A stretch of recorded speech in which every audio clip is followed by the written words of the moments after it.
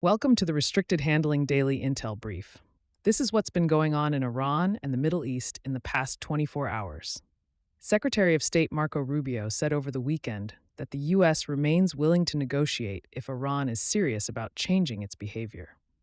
Iran's Foreign Minister, Abbas Araghchi, also said Tehran has received proposals through mediators and that diplomatic channels remain active.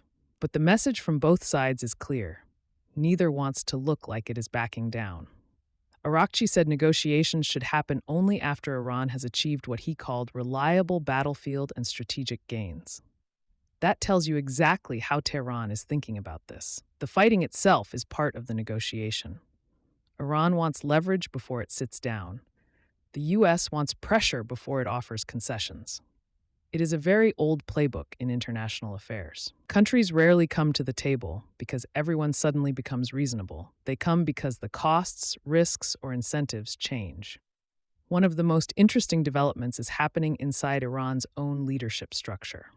Araghchi revealed that a 6-person committee within Iran's Supreme National Security Council has been making key decisions on negotiations, particularly during periods when officials struggled to directly reach Supreme Leader Mojtaba Khamenei. That matters because Iran's political system has traditionally revolved around the Supreme Leader as the ultimate decision-maker. But over the past several months, there have been questions about Mojtaba Khamenei's direct involvement in daily decisions. The picture emerging is that a smaller group of senior officials may be driving policy while maintaining the Supreme Leader's authority on paper. Among those believed to have major influence is Ahmad Vahidi, a former defense minister and senior security figure who has reportedly pushed back against officials seeking a deal with Washington. For anyone watching Iran's internal politics, this is a significant question. Who actually has the steering wheel right now? Because whoever controls that process will determine whether Iran chooses escalation, negotiation, or some complicated combination of both. The central battlefield in this broader struggle is the Strait of Hormuz. But the bigger story is not just ships and shipping lanes. It is global economic leverage.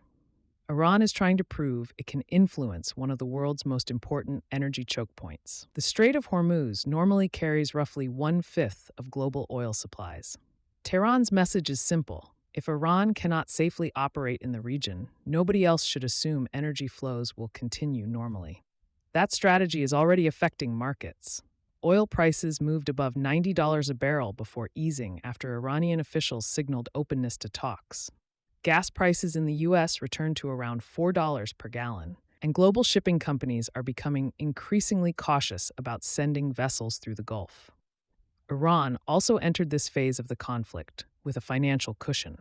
During the short-lived June ceasefire, Washington temporarily eased restrictions that allowed Iran to move significant quantities of oil.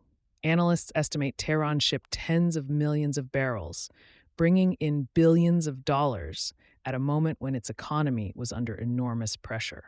That money matters.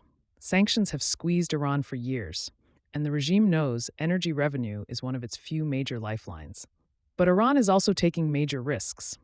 The longer this continues, the more pressure builds inside the country. There are already signs of public frustration. Hundreds of prominent Iranians, including academics, politicians, athletes, clerics, and labor figures, signed a No to War petition over the weekend. That is a dangerous move inside a system that has historically responded harshly to dissent. But it shows the leadership is facing a familiar authoritarian dilemma: projecting strength externally while managing dissatisfaction internally. On the U.S. side, the latest escalation has increased pressure on Washington to respond. Iranian attacks against U.S. forces in Jordan killed 2 American service members, and another U.S. service member was killed in Iraq during the controlled detonation of a downed Iranian drone. Those deaths have changed the political atmosphere in Washington. The administration has argued that Iran must be held accountable, while also trying to avoid a conflict that expands beyond its current boundaries. The military response has focused on degrading Iran's ability to threaten shipping, attack U.S. forces, and operate across the region. U.S. officials say strikes have targeted military infrastructure tied to those missions. But the larger strategic question is whether military pressure forces Iran toward a deal or simply creates another cycle of retaliation. And right now, the region is watching that question very closely. Iran has expanded pressure against U.S. partners. Kuwait has reported attacks on power and desalination infrastructure. Bahrain has activated air defenses. Jordan has intercepted Iranian missiles near the city of Aqaba. The significance here is that Iran is not limiting its response to direct confrontation with the U.S. It is trying to demonstrate that American allies throughout the region also face consequences. That is classic coercive strategy. You do not necessarily need to defeat your opponent militarily. You try to convince their partners that supporting them carries a price. Meanwhile, the U.S. is reinforcing its regional posture. Additional aircraft, including fighter jets and aerial refueling assets, are moving into the region. Israel is also preparing for additional U.S. support, particularly if Iranian attacks move closer to Israeli territory.